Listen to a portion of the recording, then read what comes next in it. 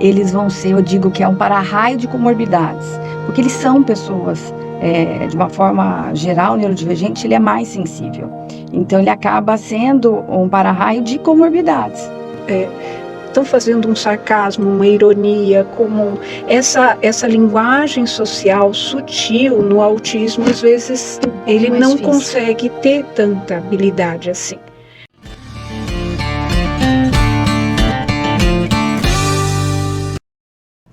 Olá, pessoal! Sejam muito bem-vindos a mais um episódio do nosso podcast Comunicar.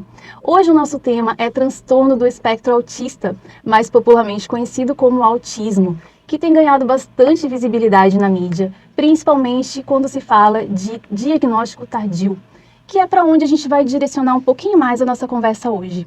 E para esse bate-papo de hoje, eu tenho aqui a psicóloga Diana Canavarros, psicóloga clínica, especialista em terapia analítico-comportamental e mestre em análise do comportamento, e a psiquiatra Andréa Fetter Torraca, especialista em psicogeriatria e psiquiatra intervencionista com foco em eletroconvulsoterapia e infusão de cetamina.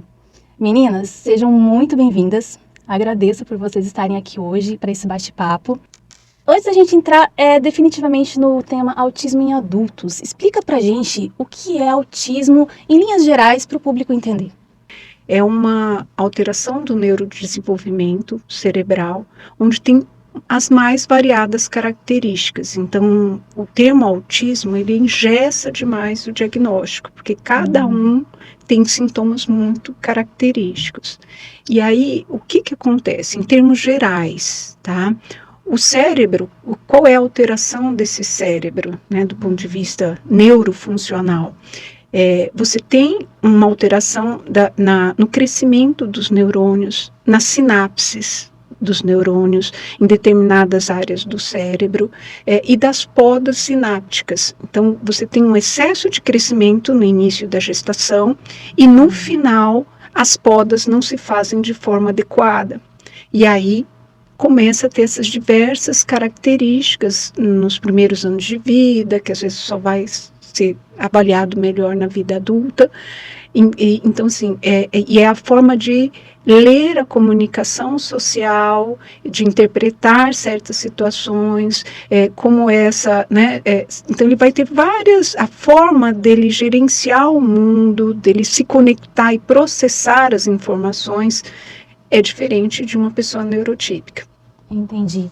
E quando a gente fala em graus de autismo, eu já ouvi falar que não é exatamente o termo correto falar em graus. Como que a gente pode falar de uma forma mais correta? E o que significaria esses níveis ou graus para uma pessoa autista?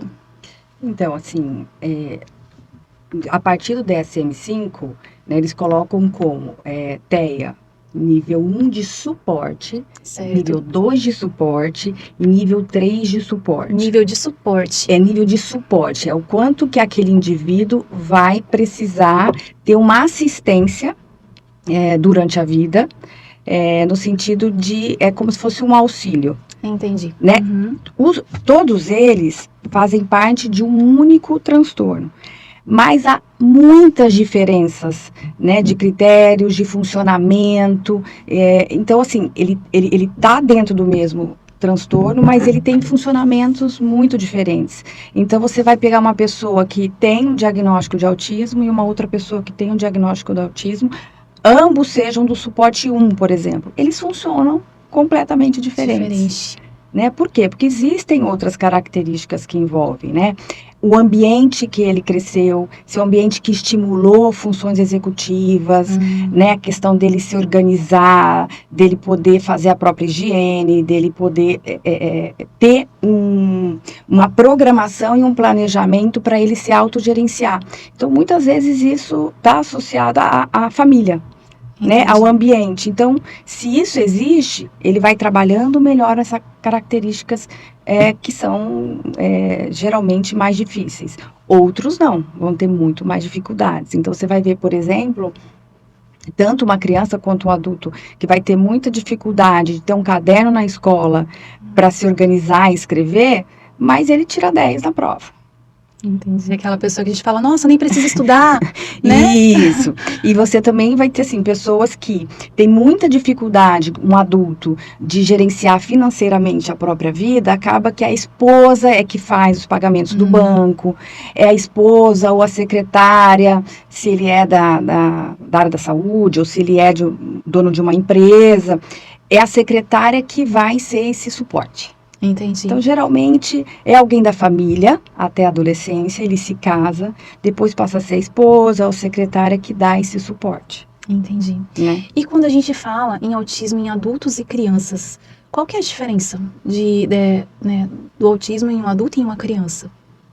O autismo na criança, ele é um pouco mais fácil da gente conseguir perceber os sinais inicialmente.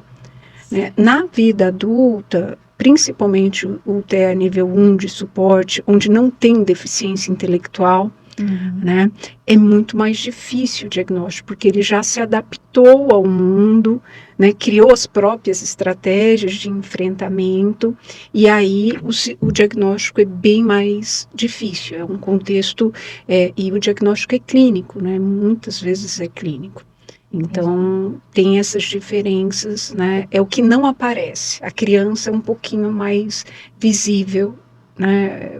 Os pais vão perceber alguns movimentos, a forma de socializar, de se comunicar, né? E aí vão procurar ajuda mais cedo. Então, essa criança tendo um suporte na infância, desde os primeiros anos de vida, será, não sempre um autista, sim, mas sim.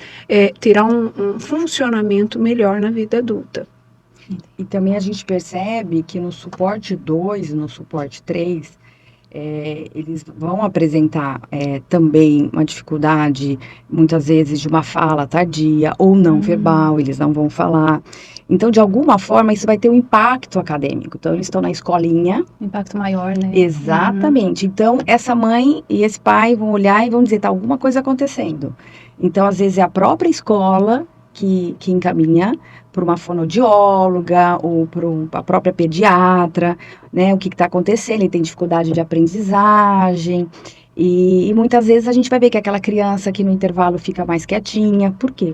Tem, né, uma dificuldade maior de comunicação social, ou seja, compreender o que o outro está dizendo e como interagir, né? Como eu me aproximo, o que é do meu interesse.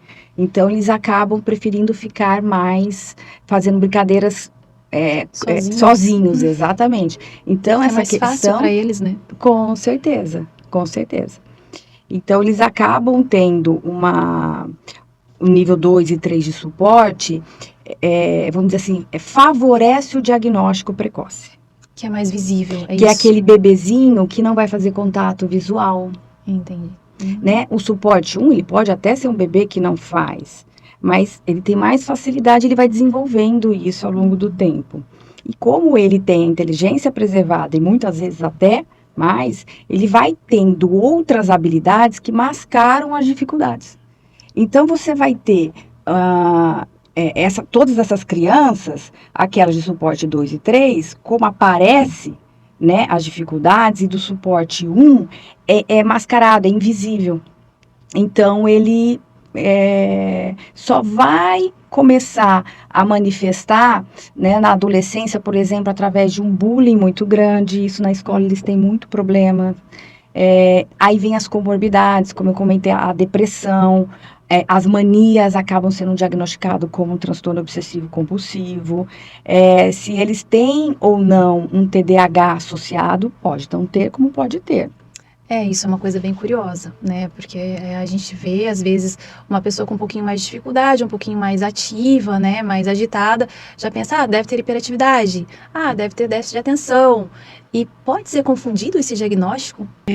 Essas características, elas fazem parte dessa alteração de neurodesenvolvimento, né? Que são as neurodivergências, tá? As neurodivergências, elas englobam o TDAH, o TEA, a superdotação, altas habilidades, e fica nesse limbo, né? Então, o diagnóstico é extremamente, e pode ter várias né, o indivíduo pode ser TEA e ter TDAH junto, ele pode ser TEA e ter altas habilidades. Pode combinar, pode então, combinar, porque são alterações do neurodesenvolvimento. Entendi. Tá? Elas podem se combinar. E aí o diagnóstico assim, deve ser extremamente cauteloso, preciso, para o andamento, para a jornada desse paciente, né, a partir do diagnóstico claro, correto, a estratégia de tratamento é fundamental a partir daí, da gente realmente saber o que aquele paciente está apresentando para realmente ter uma ajuda, um tratamento eficaz. Certo. E falando um pouquinho sobre a vida sem diagnóstico, né, de uma pessoa que demora para descobrir, ou às vezes nem descobre, né, passa uma vida inteira sem saber que tinha o autismo ou que tem o autismo. Quais as dificuldades mais comuns que essas pessoas enfrentam no dia a dia, que assim, visível às vezes e passa, apesar de ser visível, passa despercebido? O que acontece é que quando ele passou por toda essa fase e ele foi sozinho se organizando ali, né, dentro dessas dificuldades, sem dúvida, as comorbidades vieram. Mesmo ele não entendendo que ele é neurodivergente, que ele está dentro aí do espectro atípico, ele vai ter uma ansiedade como consequência, ele vai ter possivelmente uma depressão, como ele precisa de rotinas e uma programação, porque ele lida com muitas dificuldades, com mudanças repentinas. Então ele precisa saber o que vai ocorrer. Então quando essas coisas, ele vai se rearranjando sozinho, vamos dizer assim. E nisso vão aparecendo as ansiedades, e aí ele começa a ter perdas tão grandes que aí ele vai procurar por um médico especializado, e muitas vezes aí eles vão... Que bom que eles vão parar no psiquiatra, porque aí a investigação começa. E um outro ponto que eu achei importante é quando você fala a questão da neurodivergência, nós temos pessoas com superdotação que são isoladas, que têm dificuldade de interação social, que têm dificuldade de comunicação social. Por quê? Porque o interesse deles é um interesse muito, vamos dizer assim, intenso, é um interesse já... Como se fosse um hiperfoco. É hiperfoco, mas é um interesse, vamos dizer assim, de uma complexidade maior, que ele com 15 anos, ele vai querer falar de música clássica, por exemplo, ele vai querer falar de coisas de um adulto já pós-graduado, né? Sim. Então, e os coleguinhas não estão nisso, então ele vai ter uma coisa de ficar mais isolado. É aquela pessoa que a gente fala, tem uma mentalidade muito avançada para a idade dele, para a idade dela. Exatamente, vezes, como, né, a gente também tem, Cadine, assim, pessoas que são TDAH, não estão dentro do espectro do TEA, mas do TDAH, mas eles também vão ter hiperfoco. Eles vão ser, eu digo que é um para-raio de comorbidades, porque eles são pessoas, de uma forma geral, o neurodivergente, ele é mais sensível.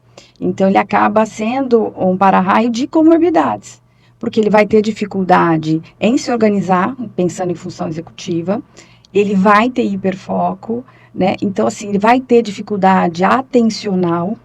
Então, eu falo que o TDAH é muito confundido com transtorno de aprendizagem, não é. Tá? Você pode ter um TDAH com inteligência preservada, mas ele vai ter dificuldade de ficar sob controle de 2 estímulos ao mesmo tempo. Então, isso vai produzir prejuízos para ele.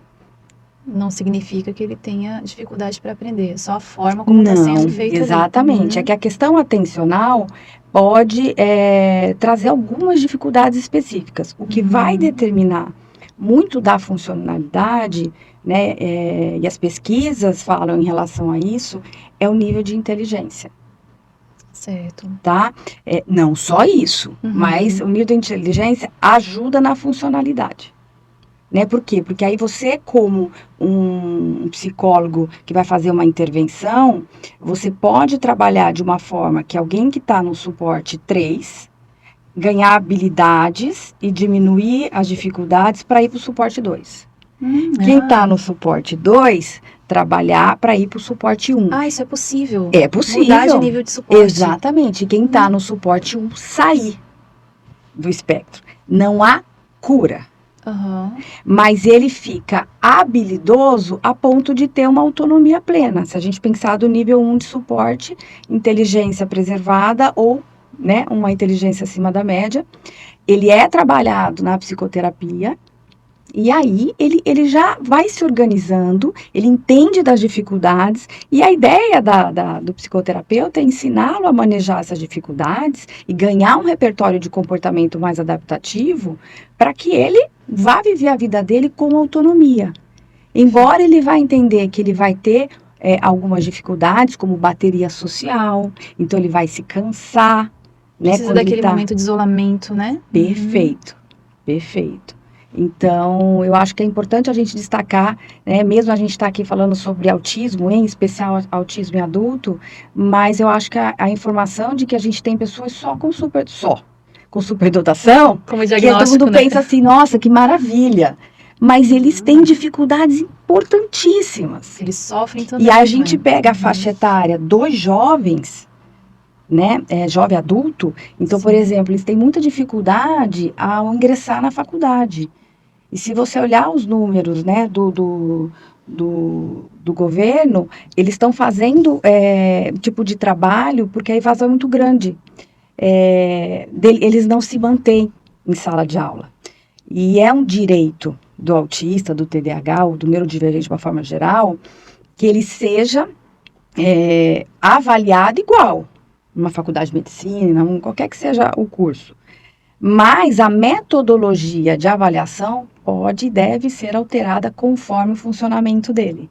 Então, se é um autista que tem dificuldade de dar numa avaliação respostas orais, numa tutoria, ele tem direito de fazer por escrito, mesmo que seja na presença do professor, e vice-versa.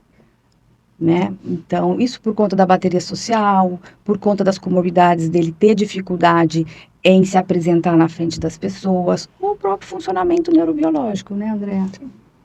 É aquela timidez excessiva que às vezes né, a gente julga uma pessoa, né? Pode ser uma característica do autismo. E muitas vezes passa a desenvolver de uma pessoa mais introspectiva, uma característica de dificuldade de interação e comunicação social, ele passa a desenvolver comorbidades que transformam numa fobia social. Sim. E muitas vezes o prejuízo é tão grande que a gente pede a avaliação psiquiátrica, né, para ver, porque a medicação vai ajudá-lo, e o que a gente quer é que ele sofra o menos possível para a gente poder intervir. Se você tem alguém que está muito depressivo ou com uma ansiedade muito grande, como eu vou fazer com ele uma dessensibilização à sala de aula? Né? Então, eu preciso dessa avaliação e desse trabalho multidisciplinar para a gente poder... Porque o que a gente espera, seja cuidando, tratando pessoas neurodivergentes ou não, é que essa pessoa tenha autonomia na vida. E quando a gente fala, né, de autismo, mais ainda. Então, o que a gente puder proporcionar, né, desenvolver autonomia, eu acho que é o objetivo principal. E o que tem se comentado muito em rodas de conversa com pais que têm filhos autistas, que falam que o autismo aumentou muito. Nossa, o número de autistas aumentou muito, o que está acontecendo? É isso mesmo ou, na verdade, antigamente não se tinha talvez um diagnóstico, ou realmente se aumentou o número do transtorno? Os dois. Os dois. A incidência tem aumentado muito e os diagnósticos têm sido melhor elaborados. Entendi. E tem alguma pesquisa, algum dado científico que mostre por que isso está acontecendo? Sim. Aí são várias teorias, algumas já, né, tem o uso de medicações na gestação, você tem vários, a genética também é muito, né, muito importante. Então, às vezes, uma criança recebe o diagnóstico, depois disso, toda a árvore genealógica dela começa a pescar e ver que, né, aquilo, né, então por isso que hoje se fala, né, por exemplo, no adulto, TEA nível 1, sem deficiência intelectual. Em torno de 1 para cada 100 pessoas tem. Agora, Entendi. quantos desses têm diagnóstico?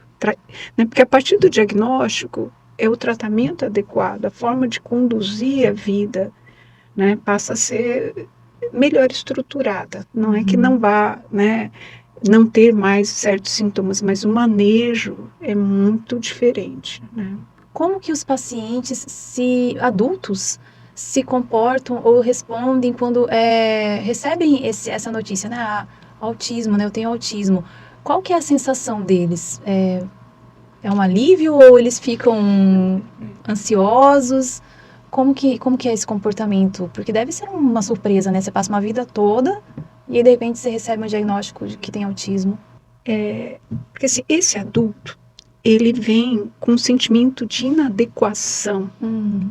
É essa palavra, eu acho que é a inadequação. Como se não pertencesse a esse mundo. Como né? se não pertencesse a esse mundo, eu sou esquisita, eu sou diferente, eu percebo as coisas. Então, assim, por mais que quando... E outra coisa também, a Diana falou de um ponto de vista, mas eu acho que um outro ponto de vista que a gente não pode negligenciar são adultos supermedicados sem um diagnóstico correto. Certo. Não é não medicar, mas saber quando medicar, de que maneira, né?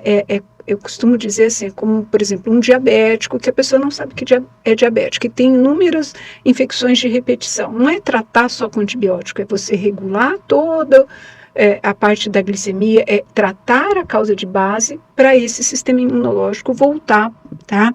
E o TEA é muito disso, né? Às vezes, é lógico que a maneira como se vive a vida, no TEA tem uma hipersensibilidade muito grande, os transtornos mentais são maiores. Então, assim, os transtornos de ansiedade generalizada, fobia social, toque, né, fobias específicas são muito mais, 50% a 70% dos pacientes com TEA tem, fora a depressão, o TDAH, tá, a bipolaridade, é tudo mais incidente, também. mais incidente, mas também você passar de um viés, porque às vezes não pode ter tido episódios depressivos, mas a gente também tem que avaliar que no TEA tem muito shutdown, que é a exaustão.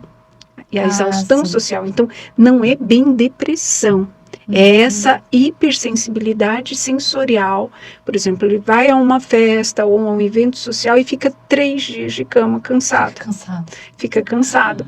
Então, é saber como manejar. Eu quero ir a essa festa, como que eu vou fazer para ter menos estímulos? Que aí é a importância da psicoterapia para ele não se desregular, porque não é só uma desregulação emocional, ele fica disfuncional. Tá? Ele passa, no outro dia ele não trabalha, no outro dia, e aí vem a culpa, aí vem toda, né? E esse caminho inverso de um diagnóstico correto, às vezes também propicia a diminuir a medicalização desse paciente. A partir dele conseguir ter estratégias sociais, executivas, de funcionamento melhor, ele vai começando a se sentir melhor, mais autônomo, mais digno, né? E aí a gente pode chegar a um momento de diminuir a medicação, em alguns casos. Então, assim, essa perspicácia entre o mundo da farmacologia, né, porque tudo vai no médico psiquiatra, precisa medicar, né? Sim. E não é bem assim, né? Eu já tive casos que falei, nossa, então vamos tentar, você vai fazer terapia regularmente, mudar estilo de vida, ter todo, e aí a gente vê. Né? E tem casos muito interessantes, ao invés de medicar, de diminuir medicação. Né? Isso é fantástico, ótimo, né? Isso é ótimo. fantástico. Você falando um pouquinho dessa parte social, né, de estar ao redor de muitas pessoas, me corrijam se eu estiver errada, tá? Acredito que deve ser porque a gente sempre tem, né, essa sensação de, não, preciso socializar, eu também quero ter amigos, também quero estar no meio das pessoas. Então, talvez a dificuldade de dizer não, às vezes, né? Para alguns eventos, para algumas situações. Isso deve ser trabalhado na psicoterapia. Isso, que é a assertividade. Eu digo que primeiro é eles identificarem o que eles sentem.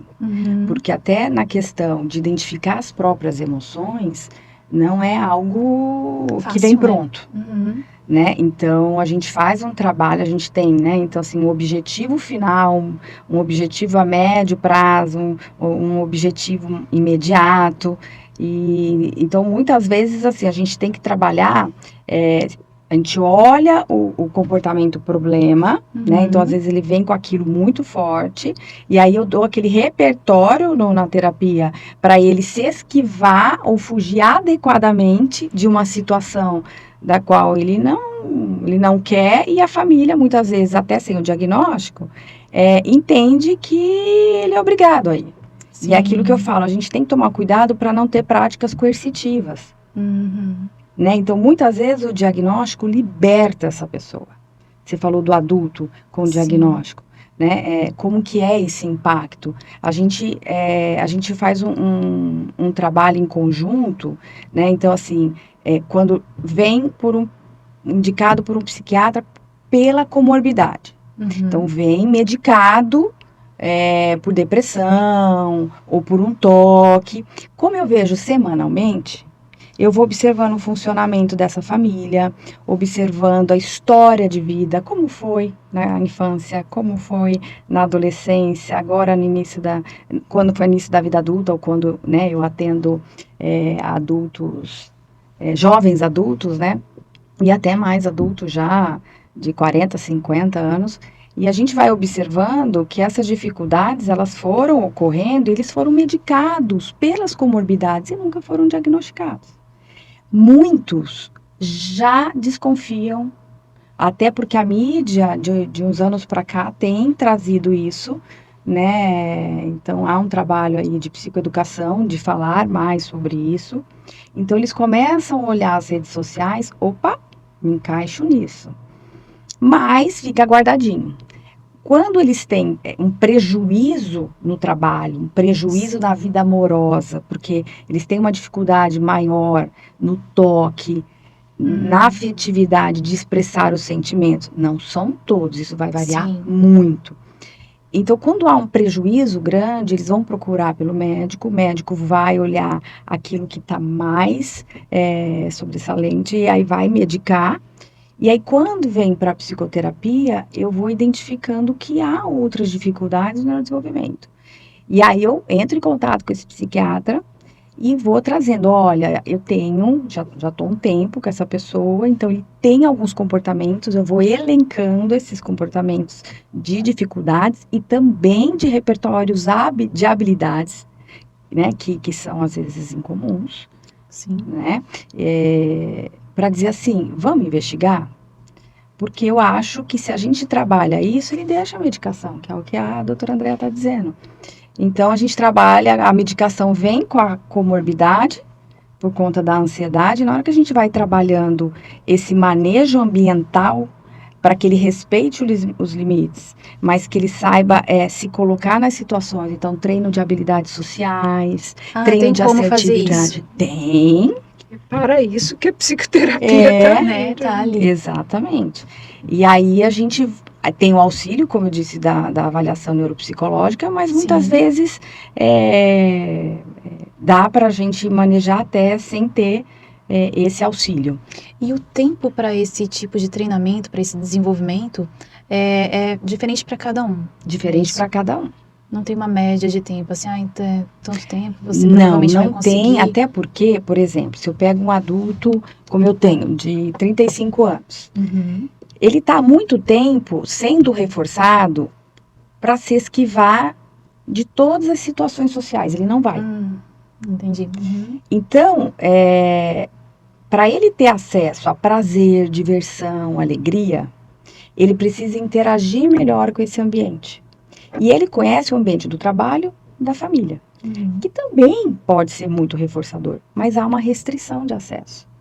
Então, ele sempre vai ficar assim, tá tudo bem, mas há uma apatia, porque ele não vai querer o novo, é uma resistência à mudança. Não consegue ir além, né? Porque ele não sabe o que vem, ele não sabe qual comportamento que ele vai emitir, se vai ser adaptativo ou não. Então, a gente tem aí tantos anos de esquiva que fica difícil.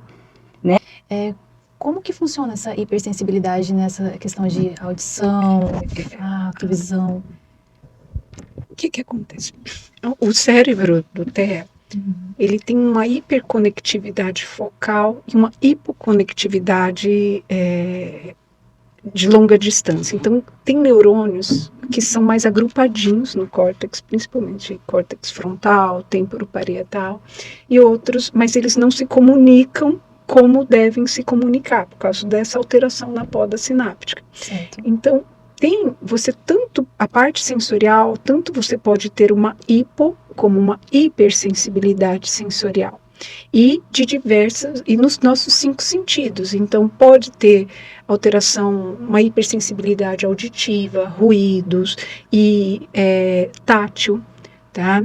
Corporal. Então, tem adultos que não sentem dor.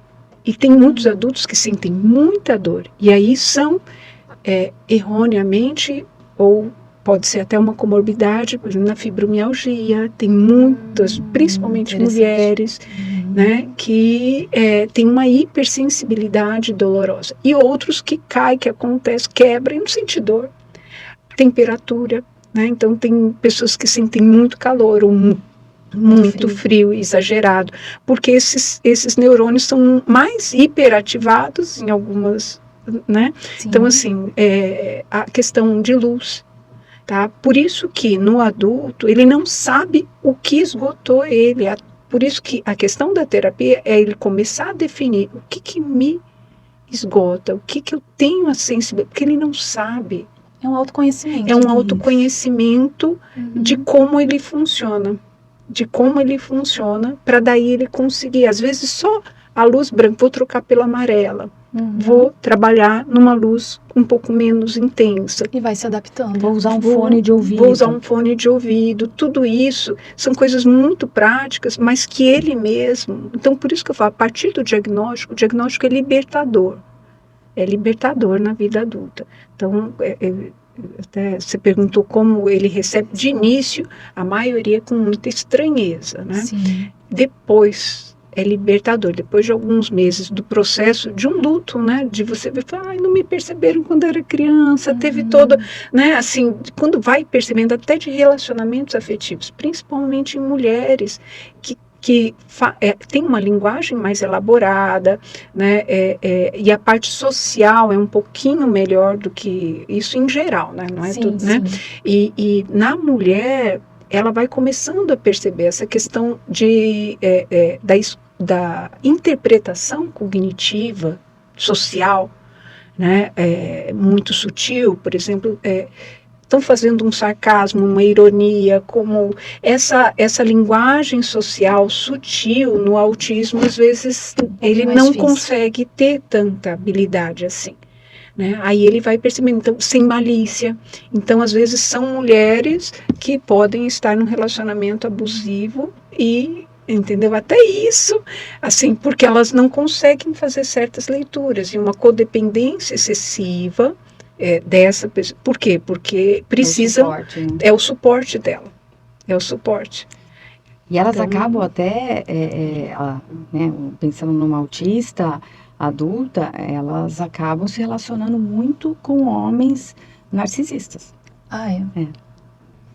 E sobre essa parte mais social no trabalho, nas relações amorosas que a gente está falando agora, como que, vamos falar do outro lado, né? Por exemplo, no ambiente de trabalho, como que os colegas de trabalho, um chefe, uma empresa, pode dar um suporte para essa pessoa? Porque são pessoas extremamente inteligentes, super produtivas, só que às vezes a gente não tem esse conhecimento, né? A pessoa que está do outro lado não tem esse conhecimento. Nós estamos ainda engatinhando, né, com relação a isso, mas a gente tem tido progressos importantes. Sim. Né? Mas tem muito estigma. Então a gente percebe que o autista adulto, quando ele recebe o diagnóstico, ele também não quer necessariamente se expor. Vai depender muito dessa história de vida, né? Se ele é um funcionário público, se ele é um profissional autônomo, se ele se sente seguro ou não, se ele vai ter perdas com isso. Porque a gente vive numa sociedade em que o que é diferente incomoda, né? Então, a ideia é essa. Então, por exemplo, eu tenho clientes que estão inserindo ou começando a vida de graduação. E eu faço reuniões com coordenadores de universidade sim. para poder ajustar isso. Que legal. Né? Porque eu tenho que garantir os direitos deles e para que eles se mantenham. Porque são pessoas altamente capazes. E a família, quando a gente fala, né, de um adulto, se o avô, a avó, os irmãos vão entender ou não vão entender, e a gente até fala, olha, muitas vezes as pessoas não vão te validar, não vão concordar, vão dizer, imagina, você não é autista. Nem ao mesmo respeitar. Eu acho que isso, assim, a desvalidação, você não parece autista. Tá brincando. Bobagem. Agora todo mundo é autista, né? Então, essa desvalidação, né? Que além de toda limitação, todo trabalho que o TEA precisa fazer, essa desvalidação ainda, principalmente, porque o nível 2 de suporte, nível 3 é escancarado, nível 1 não. É mais difícil. Principalmente naquele adulto que é muito funcional. Né, alguns não são, né, mas aquele que é muito funcional, ele sofre esse tipo eu falo assim, preconceito, é porque tem desconhecimento, né? Na psiquiatria eu acho que a gente luta todos os dias para desestigmatizar uma série de situações, né, e é só informando. E assim, se a gente pensar, há anos atrás, né, 30, 40, 50 anos atrás, esses autistas eram tidos como esquizofrênicos. Certo. Tá? Então, a esquizofrenia... E muitos também, né? Viviam em hospitais asilares, né? Desde criança. Ficavam afastados. Da família, de tudo, né? Então... Que não se tinha o diagnóstico correto. Não.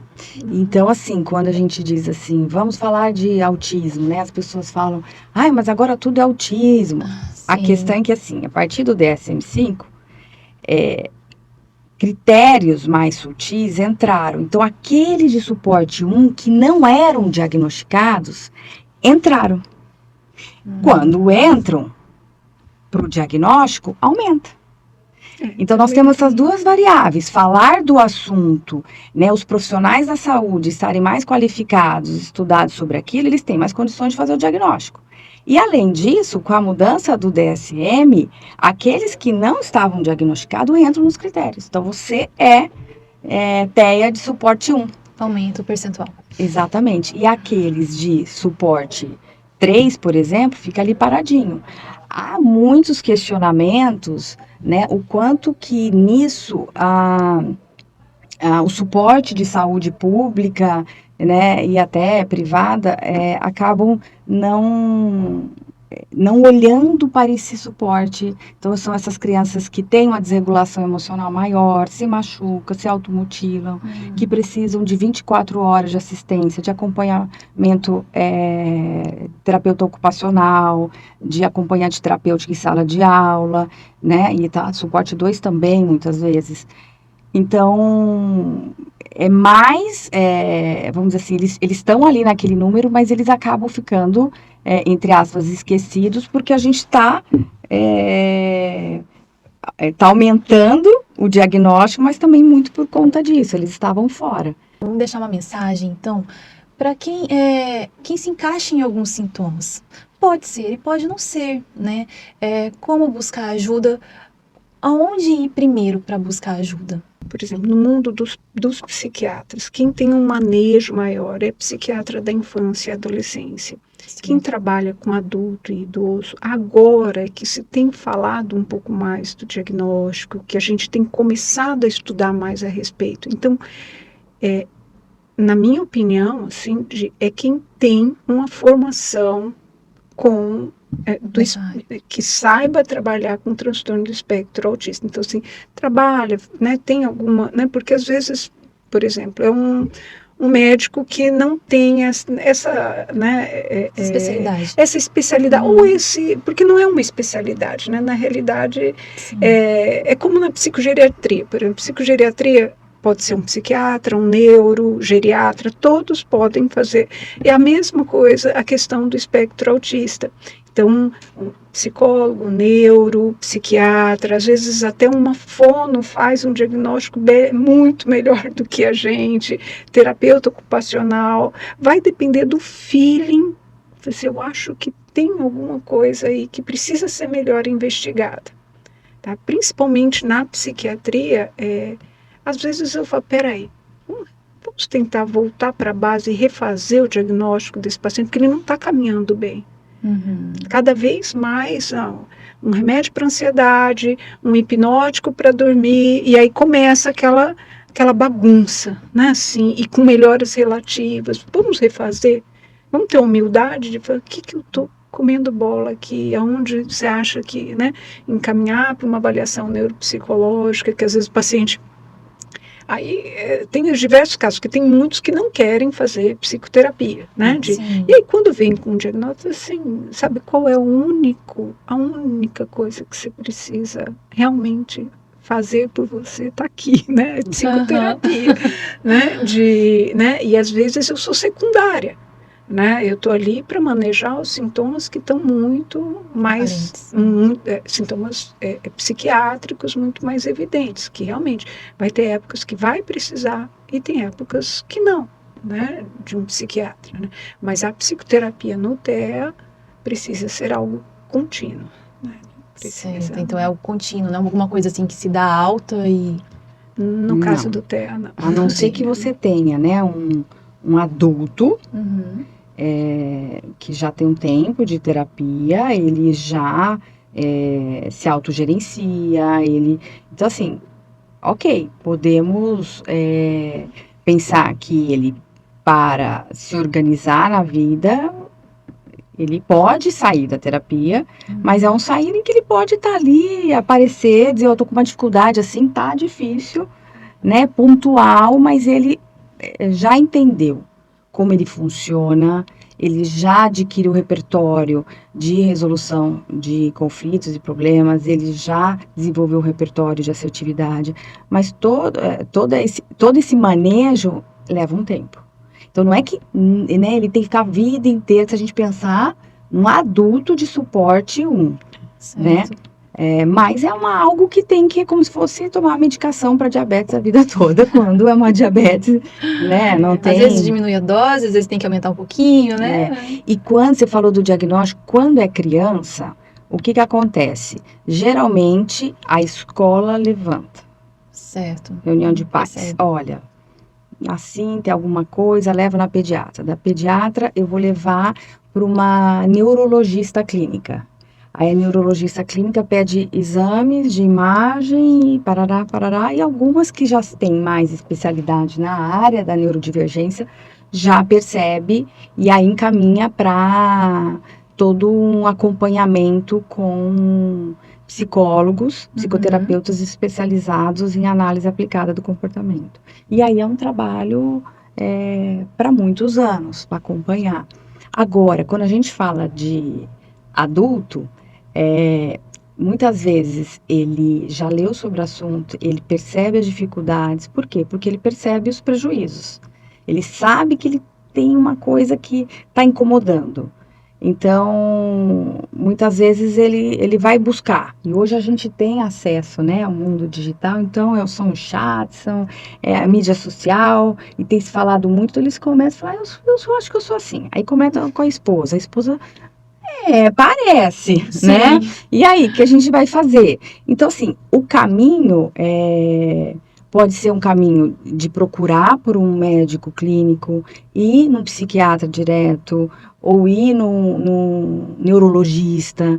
E muitas vezes eles procuram um psicólogo direto, né? Agora, se o psicólogo não tem uma formação especializada, principalmente, né, o adulto de suporte 1, que é o que a gente vai ver funcional, ele não vai ser negado na maioria das vezes. Não, tá tudo bem, você tem uma fobia social. Agora, para um olhar mais especializado, vamos investigar, que tem algumas coisas aqui. Aí a gente vai. Você percebe, você tem sensibilidade quando você era pequeno e foi pra praia, você lembra, ou sua mãe já falou, se a hora que você botou o pezinho na areia aquilo te incomodou? Que interessante. Você Aham. cheira o alimento, você tem um pouco de restrição alimentar, assim. Não, eu como de tudo, tá? Uhum. Mas assim, se a textura mudar, você tem uma batata, eu gosto de batata frita, mas se eu fizer um pirê, não, já não como. Então tem muito a ver com essa questão sensorial de cheirar a comida, é muito comum, da textura, né? Então, às vezes, eles vão criando aí o próprio formato do que eles se identificam ou não. Então, eles começam a perceber que tem um estranhamento. Então, às vezes, eles vão aonde a contingência favorece o primeiro. Então, um amigo que foi diagnosticado observa e diz assim: eu acho que você é autista. Já começa a enxergar os sinais, porque já se conhece, né? Exatamente. Então isso vai acontecendo. Não, imagina. Mas você não tem. Você já percebeu? Você tem, e aquilo fica a pulguinha atrás da orelha. É algo inicialmente muito subjetivo, né? É muito subjetivo. Aí que vai. E as perguntas, às vezes, se você pergunta muito, eles falam sim ou não, mas como é que era quando era criança? E você come assim, a batata frita, para saber dessa sensibilidade. Porque se você perguntar, você come de tudo, a pessoa vai falar, como? Sim. Algumas situações específicas que tem que ir cavocando ali, né, para Sim, ajudar. isso é muito tempo de convívio com aquela pessoa para você perceber. Até é muito difícil, assim, não é uma fotografia. Né? Como às vezes pode ser, numa síndrome do pânico, está com tais sintomas. Uma consulta de 10 minutos, 15 minutos, é isso que a gente vai. Raramente a gente vai conseguir supor numa primeira consulta, né, que existe uma hipótese de ter nível 1 de assistência ali, porque ele está muito, por exemplo, é uma pessoa que não dorme, que não está se alimentando, que não está conseguindo trabalhar, então a gente vai apagar o fogo ali, naquele momento, né, com a medicação, tudo. E aí no decorrer do tratamento, né, às vezes pode ter alguns sinais que a gente vai fulano, vamos perceber isso, vai aprofundando.